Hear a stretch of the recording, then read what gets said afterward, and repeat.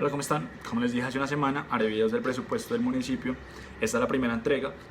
Presupuesto de ingresos serán 3 videos. El segundo apéndice hablará del presupuesto de gasto. El tercero hablará de un apéndice especial de crédito de deuda pública. Y como les digo, es bastante información. Los invito a que tomen 10 minutos de su tiempo. Empecemos a ver cada uno de los videos. Y pues si les gusta lo repliquen o se lo muestren a las personas que posiblemente les interese. Pero entremos en materia. El presente video desarrollará el plan financiero, por lo cual revisaremos en detalle el presupuesto de ingresos, donde se contemplan ingresos tributarios y no tributarios, transferencias y algunos recursos de crédito. Para iniciar, hay que decir que el presupuesto del municipio fue aprobado mediante Acuerdo 030 del 11 de diciembre del 2018 del Consejo Municipal. Este acuerdo fijó el presupuesto en un valor de 658.410.843.695. En este caso, el video busca exponer de dónde provienen estos recursos, que se deben de analizar de forma íntegra con las adiciones que se han realizado en el transcurso del 2019, que superan el valor de los 316.000 millones de pesos. Pero antes de entrar a observar cifras, y como mucho aspirante a la alcaldía lo hace, quise comparar Ibagué con otras ciudades principales cercanas, que compartan algunas condiciones por ser de la región central, como Armenia, Pereira y Neiva. Y luego de analizar el presupuesto de cada una de ellas, podríamos decir que Ibagué tiene el segundo presupuesto más grande después de Pereira en cuanto a dinero se trata.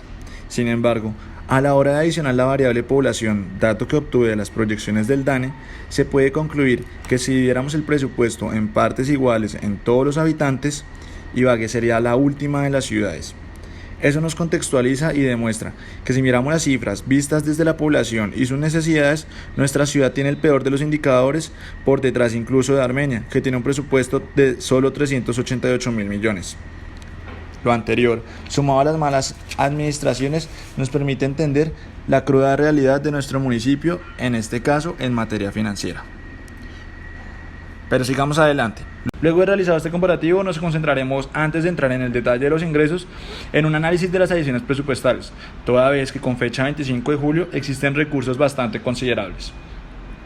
Hay que mencionar que el Acuerdo 030 otorgó, mediante el artículo 22, facultades al alcalde, que textualmente lo facultan para adicionar y modificar las apropiaciones presupuestales producto de un mayor ingreso efectivo proyectado, con recursos propios, convenios y transferencias nacionales.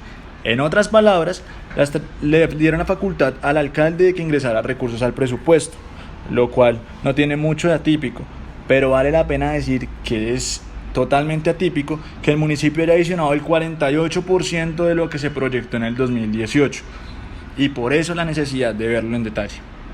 Como se podrán dar cuenta, me encargué de ver uno a uno los 25 actos administrativos que fueron expedidos por la administración municipal y que se encuentran publicados en la página web de la alcaldía.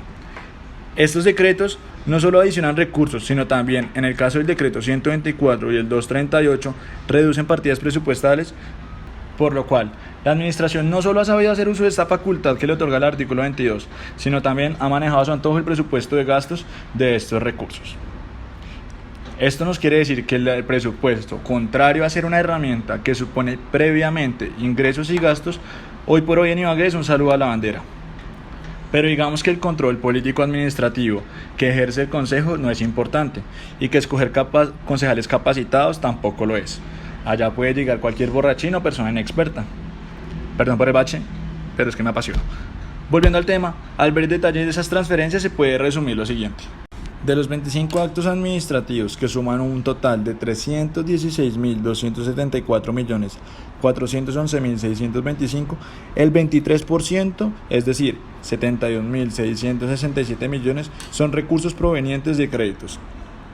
Otro punto importante es que 8 de esos decretos incorporan recursos por valor de 67.695 millones, concepto de transferencias, entre las cuales se destacan PAE, Plan de Alimentación Escolar, y FONPET, Fondo Pensional Nacional de Entidades Territoriales.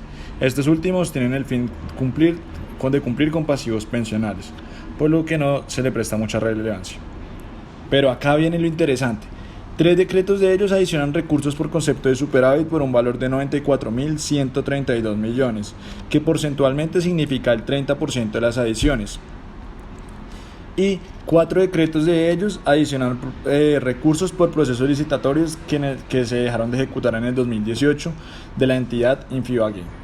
Acá hay que hacer una cuña también para decir que gracias a la tía, a la familiar que salió con la cacerola, con la olla, a manifestarse en la Plaza de Bolívar, fue posible reintegrar valores del convenio que se tenía con el IGAC, un convenio que representaba en dinero cerca de 2.300 millones de pesos que ingresaron nuevamente al presupuesto.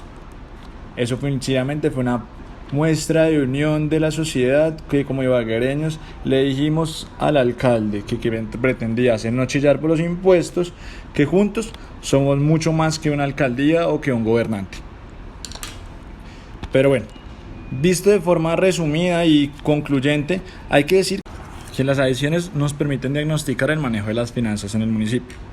Tenemos entonces como gran conclusión que casi 120.000 millones se adicionaron por conceptos de superávit y recursos que se dejaron de ejecutar en el 2018. Teniendo en cuenta esto, estos dineros permanecieron en las cuentas bancarias del municipio y generaron unos rendimientos financieros de 4.251 millones. Rendimientos que también se adicionaron en el presupuesto del 2019. En otras palabras, le quiero decir a usted ibaguereño que aún teniendo plata en las cuentas que están generando rendimientos financieros, el municipio consideró necesario desembolsar 71.667 millones para hoy en día estar pagando intereses. O sea, la lógica vista de otra forma es: tengo plata en dos cuentas, pero sigo desembolsando créditos que me están pagando intereses altos. Pero dejaremos las adiciones a un lado, no sin antes decir que si sumamos el presupuesto aprobado y las adiciones, tenemos un valor total de 974.685.255.320, cifra bastante significativa para un municipio como Ibagué.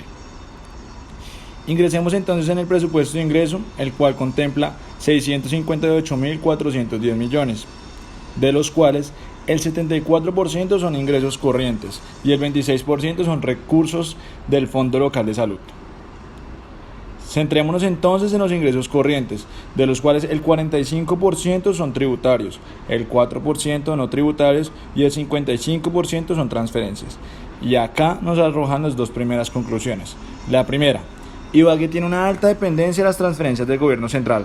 Es decir, si mañana el Plan de Desarrollo Nacional focalizara los esfuerzos o los presupuestos a otros conceptos diferentes de educación y salud, se podría reducir notablemente nuestro presupuesto.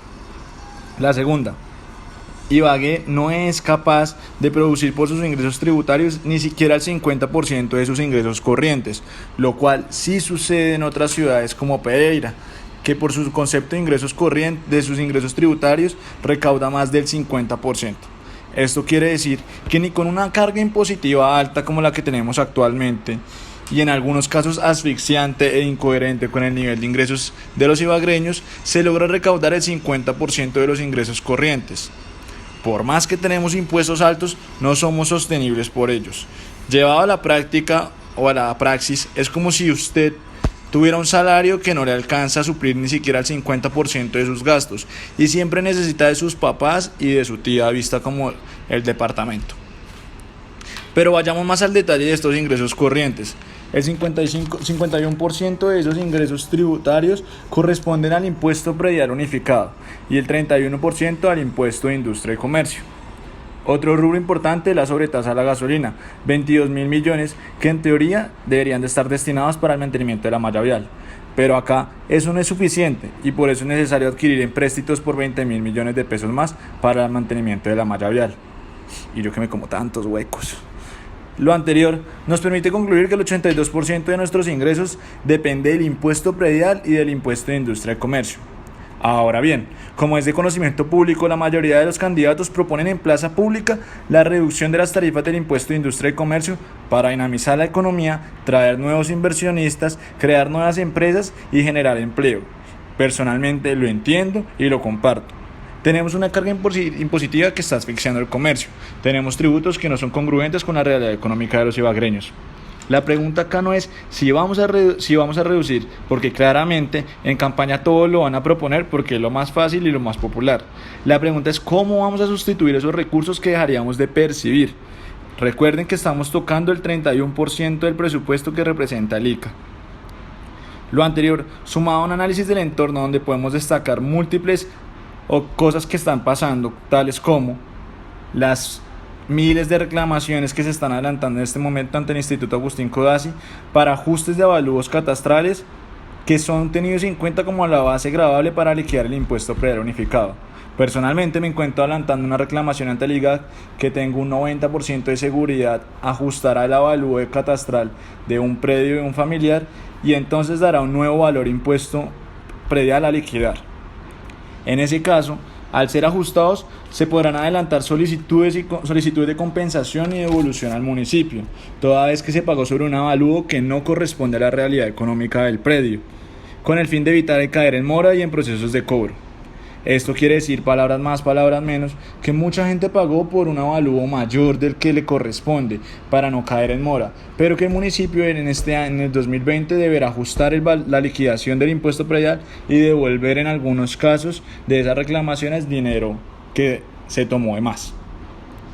Sumado al anterior, la sanción de la Ley 1995 del 20 de agosto que acaba de ser sancionada por el presidente Duque, donde se impone un límite al incremento del impuesto predial, que será del IPC más 8%, que muy seguramente cambió los cálculos de la administración Jaramillo en cuanto a las proyecciones de ingresos para las solicitudes de créditos. Estábamos haciendo cuentas alegres y por eso solicitábamos mucho crédito.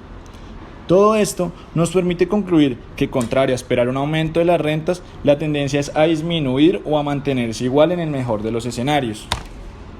Esto ha sido un análisis sencillamente de lo que es la renta y les recuerdo, acá la teoría del discurso público es totalmente incongruente, porque el discurso público busca reducir rentas, busca reducir impuestos y la realidad es que si no tenemos una sustitución de esos recursos, no habrá forma de gastar o de invertir en lo que ellos proponen en campaña.